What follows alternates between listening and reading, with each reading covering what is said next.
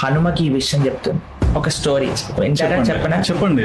హనుమ సీతమ్మ తల్లిని కలవడానికి వచ్చినప్పుడు, అమ్మా ఏంటమ్మా నీకు ఈ కష్టం సీతమ్మ అంటే, సీతమ్మ అంటుంది, నేను ఒక తప్పు చేశాను హనుమ, అందుకోసమే నేను ఈ కష్టాన్ని అనుభవిస్తున్నా అంట.